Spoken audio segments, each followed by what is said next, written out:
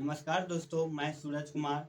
और आज मैं 10th क्लास का सेकंड चैप्टर मैथ में सेकंड चैप्टर बहुपद का क्लास लेने जा रहा हूँ। आप लोग बहुपद का क्लास जरूर देखिए। मैं एक क्लास में पूरा जो एक्सप्लेनेशन होगा बहुपद का पूरा डिटेल्स जानेंगे हम इसी क्लास में। और अगले क्लास में मैं क्वेश्चन भी करवाऊंगा उसके आधार पर।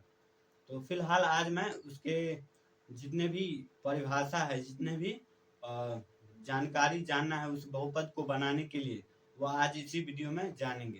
तो आप लोग बने रहिए वीडियो के अंत तक। तो आज मैं शुरू करता हूँ बहुपद का क्लास।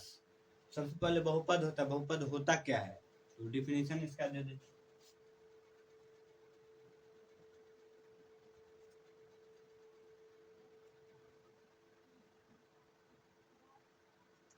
बहुपद बहुपद कहते किसे हैं? चर के साथ जो कोई भी घात होगा, वैसे बीज गणितीय व्यंजक जिसमें चर का कोई न कोई घात हो, 0 हो, 1 हो, 2 हो, 3 हो, कोई भी हो, लेकिन हो।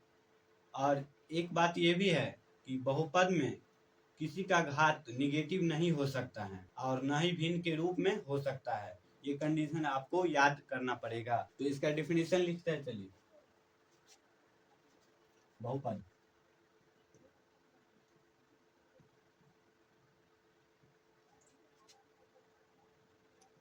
वैसा बीज गणितीय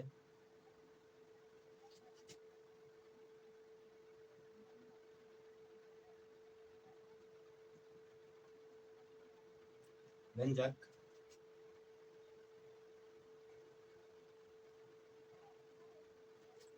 जिसमें चर का घात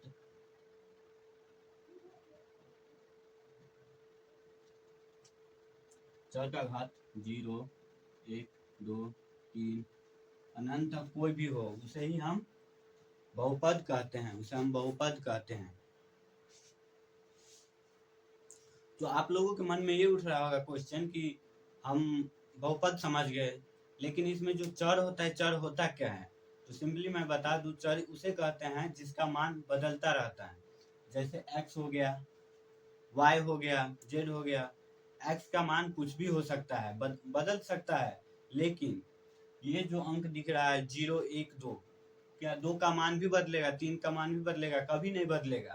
तो ये अचर हो गया। अचर मतलब नहीं बदलने वाला, अचर नहीं बदलने वाला, और बदलने वाला चर हो जाएगा। तो चर और अचर का परिभाषा भी हम लिख ही देते हैं, तो समझ जाइए।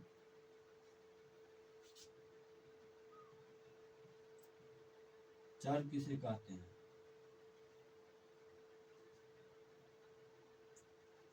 जिसका मान परिवर्तित हो उसे ही चर कहते हैं।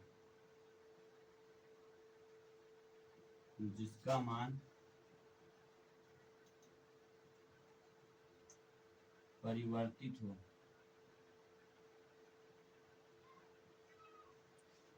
जैसे में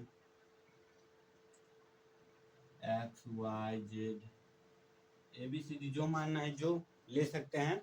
ABCD का अक्षर वो आ जाएगा इसमें। इसका एग्जाम्पल नहीं दिए, बहुपद का एग्जाम्पल हो जाएगा x² + 9, x³ + 3x। ये सब इस प्रकार से हो जाएगा। और अचर किसे कहते हैं? अचर उसको कहते हैं जिसका मान कभी नहीं बदलता हो।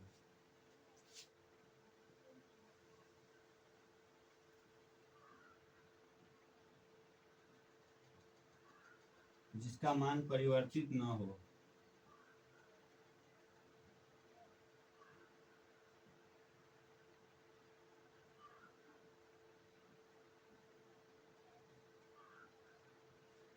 ये हो गया अचर।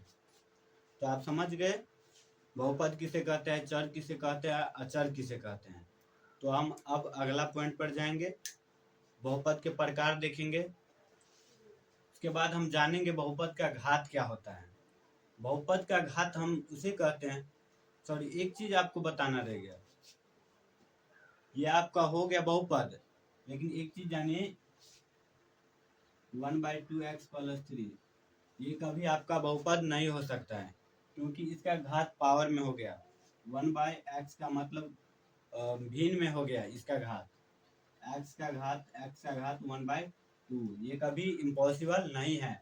या माइनस भी होता तो नहीं होता, ये आप लोगों को ध्यान में रखना है। बहुपद का घात हम कहते किसे? बहुपद का घात उसे कहते हैं जो बहुपद में सबसे अधिक पावर होता है। बहुपद का घात हो गया एक्स स्क्वायर है तो स्क्वायर 2 हो गया, इसमें 3 हो गया, एक्स क्यू है। अगर हम लेते हैं x4 प्लस बहुपद का घात हो जाएगा 4।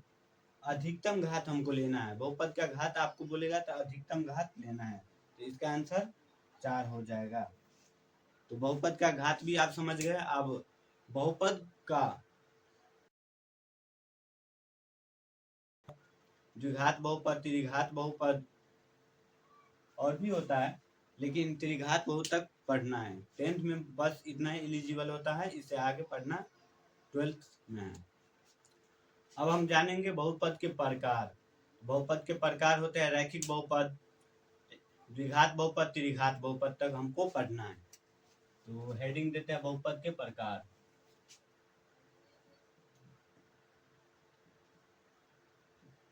बहुपद के प्रकार।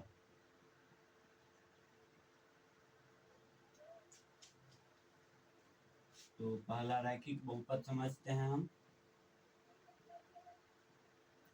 रैखिक बहुपद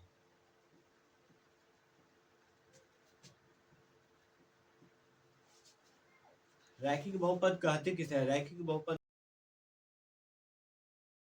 जिसका अधिकतम घात 1 हो, सिर्फ 1 हो, उसे हम रैखिक बहुपद कहते हैं। अगर अधिकतम घात 2 हो गया तो वो द्विघात हो जाएगा, यानी कि सिर्फ 1 होना चाहिए, x का पावर या y जो समीकरण हो, वैसा बहुपद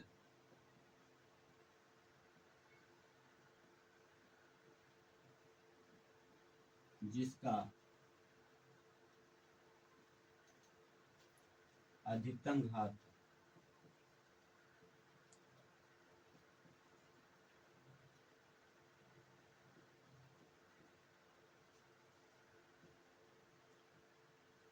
1 हो, उसे रैखिक कहते हैं हम। जैसे में हो गया x plus 9, 2x plus 3, 4x plus 3, यानी कि ये जो x है इसके पावर में सिर्फ 1 है, नहीं कुछ तो 1 होता है। तो ये आपका हो गया रैखिक समीकरण। अगर यहाँ 2 हो जाता एक्स स्क्वायर तो ये गलत हो जाता, लेकिन सिर्फ 1 है तो रैखिक समीकरण होगा। अब देखते हैं हम द्विघात समीकरण किसे कहता है। तो द्विघात समीकरण उसे कहता है जिस बहुपद का घात अधिकतम घात 2 हो, उसे हम द्विघात बहुपद कहते हैं। उसका भी डिफिनेशन लिख देते हैं।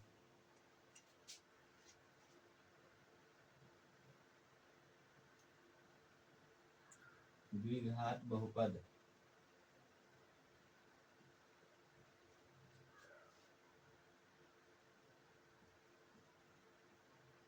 जिस बहुपद का अधिकतम घात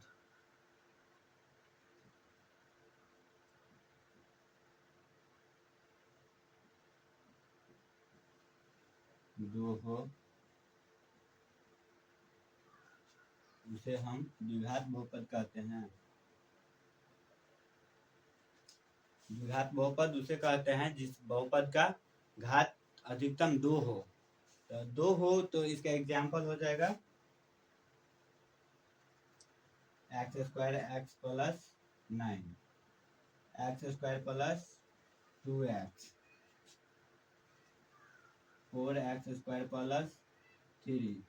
ऐसे बहुत सारे एग्जाम्पल हो गए, मैं उतना लिख नहीं पाऊंगा, इसलिए अब चलते हैं हम त्रिघात बहुपद पर। त्रिघात बहुपद किसे कहते हैं? तो इसको मिटाना पड़ेगा। त्रिघात बहुपद समझते हैं। त्रिघात बहुपद उसे कहते हैं जिस बहुपद का अधिकतम घात 3 हो, उसे त्रिघात बहुपद कहते हैं।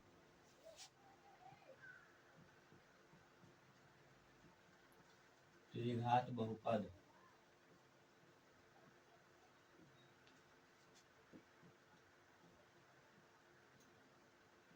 जिस बहुपद का अधिकतम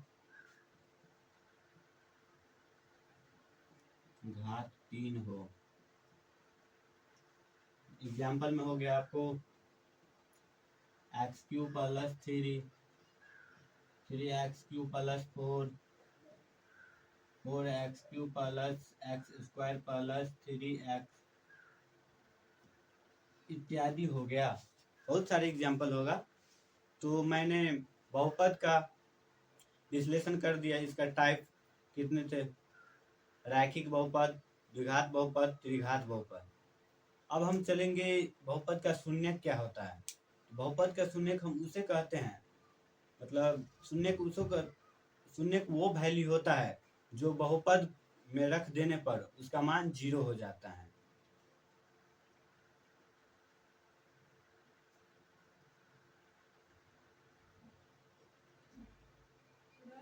हाँ, कथी कर भी अब ये रही साहब। हाँ, कौन बैग में हो पता? पियर का झोरा।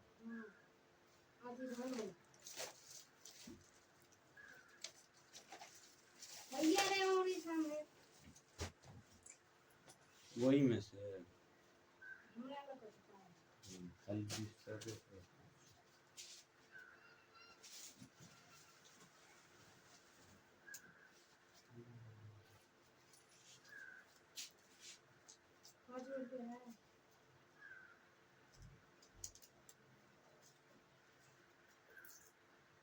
₹5 है।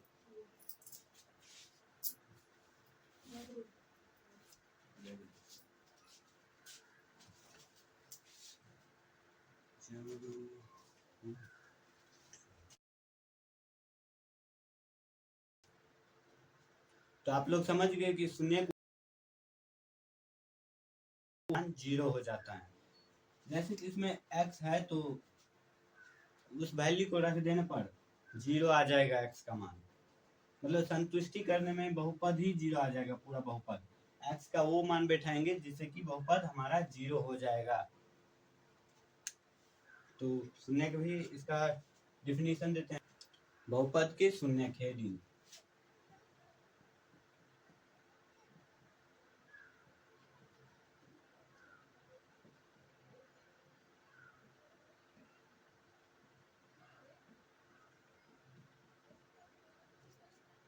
बहुपद की शून्यक इसका डिफिनीशन हो जाएगा चर का y 0 हो जाए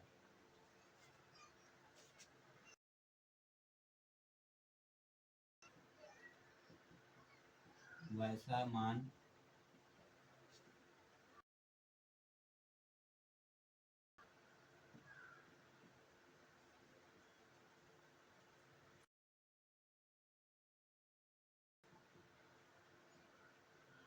रखने पर बहुपद 0 हो जाए।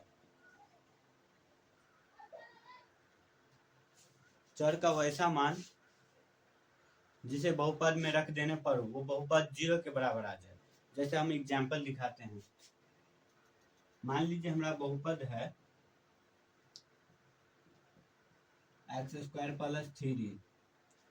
x का वैसा मान लेंगे जिससे कि 0 आ जाएगा बहुपद का मान। तो x का मान सोचना पड़ेगा आपको। सबसे पहले हम सोचेंगे और पेंट जोड़ देते हैं इसको। -9 दिए।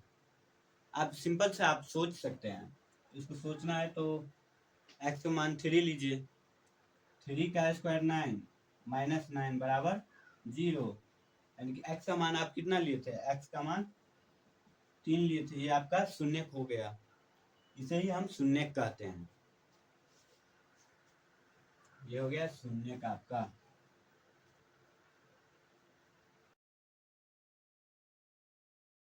अब शून्यकों का योग बताते हैं।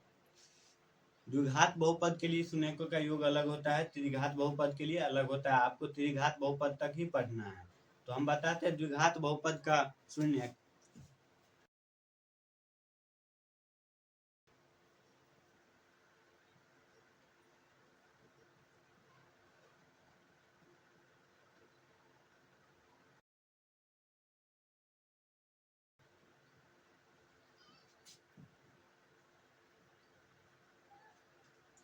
द्विघात बहुपद आप जानते हैं जिसका घात 2 हो, जैसे मैं लिख देते हैं a x square plus b x plus c, ये आपका बहुपद हो गया द्विघात बहुपद। इसका शून्यकों का योग निकालना है। शून्य का आपको अल्फा बीटा रहेगा। शून्य को मानिए अल्फा एंड बीटा। तो शून्यकों का योग यानी कि अल्फा प्लस बीटा, इसका फॉर्मूला आ जाएगा माइनस बी। बी माइनस में लीजिए, ए को प्लस में लीजिए, माइनस बी बाय ए। ये हो गया आपको शून्यकों का योग। द्विघात बहुपद के लिए शून्यकों का योग अल्फा प्लस बीटा बराबर माइनस बी बाय ए होता है। अब शून्यकों का गुणांक दिखाते हैं। शून्यकों का गुणांक द्विघात बहुपद के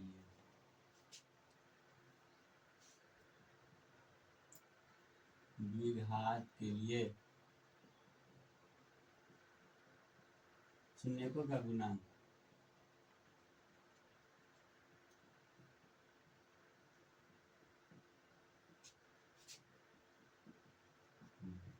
शून्यक तो आपको पता है कि अल्फा एंड बीटा है। शून्यक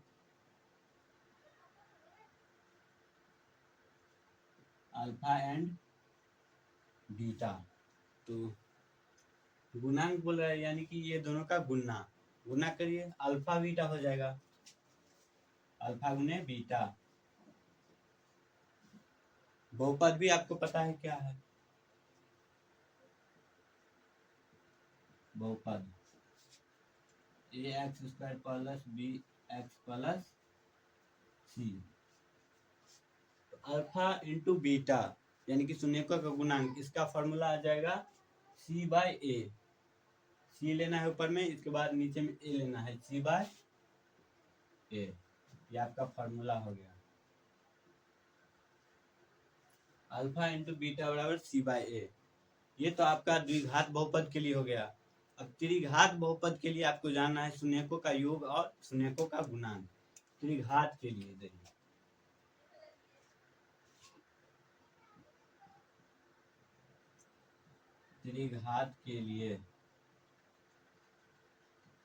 त्रिघात बहुपद का सूत्र आपको हो जाएगा बहुपद, इसमें बहुपद आ जाएगा। बहुपद a x cube plus b x square plus c x plus d. इसमें डी तक जाएगा क्योंकि इसका घात ही 3 है, तो 4 पॉइंट बनेगा ही। ये हो गया। अब इसमें जो शून्य लेना है, इसमें 2 था तो अल्फा बीटा ले लिए, इसमें 3 है तो इसको मानिए alpha beta gamma. Alpha beta gamma इसका शून्यक हो गया। त्रिघात बहुपद के लिए योग क्या होगा? योग शून्यकों का योग,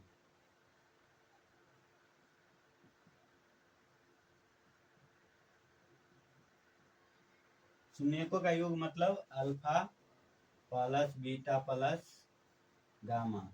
अल्फा बीटा प्लस गामा, इसका फॉर्मूला हो जाएगा, इसमें जो माइनस बी बाय ए दिए थे योग, इसमें भी हो जाएगा माइनस बी बाय ए। समझे कुछ? माइनस बी बाय ए, माइनस बी बाय ए।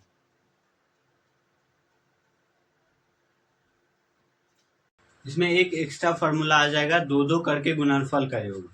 2 करके गुणनफल का योग,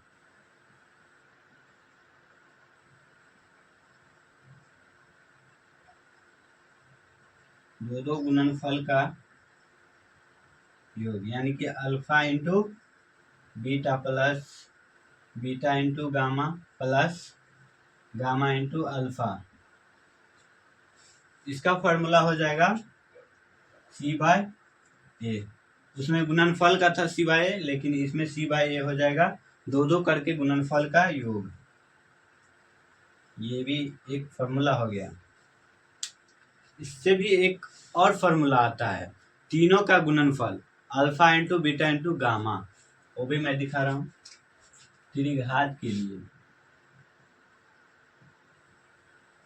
बहुपद तो पता है,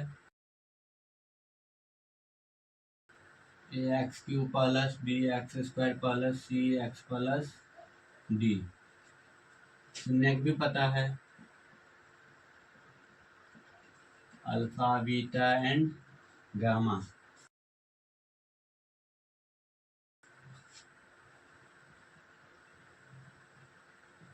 तीनों का गुणनफल यानी alpha into beta into gamma minus D/A होता है। तीनों का गुना पूछेगा तो हो जाएगा माइनस D/A। डी को माइनस,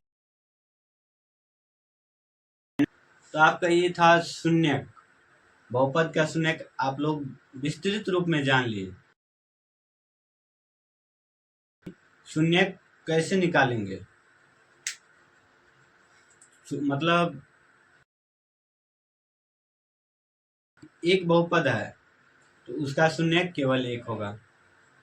अगर दो है तो उसका भी दो होगा। तीन है तो उसका शून्यक तीन होगा। जैसे कि देख सकते हैं, तीन गो शून्यक निकाले हम, अल्फा बीटा गामा, तीन शून्यक होता है। और अगर चार होगा तो चार गो होगा चतुर्घात बहुपद में। इसी प्रकार निकालना, जितना बहुपद रहेगा उतना ही आपका शून्यक हो जाएगा।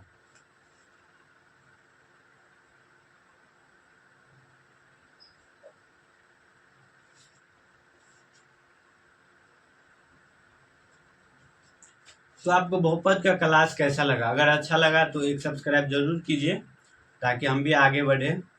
और हमको विश्वास है कि आप लोगों को ये क्लास अच्छा लगा होगा, क्योंकि मैंने इतना विस्तृत रूप से बहुपद को पढ़ा दिया हो आप लोगों को। एक भी क्वेश्चन नहीं छूटना चाहिए। क्वेश्चन का क्लास मैं अगले वीडियो में करूँगा।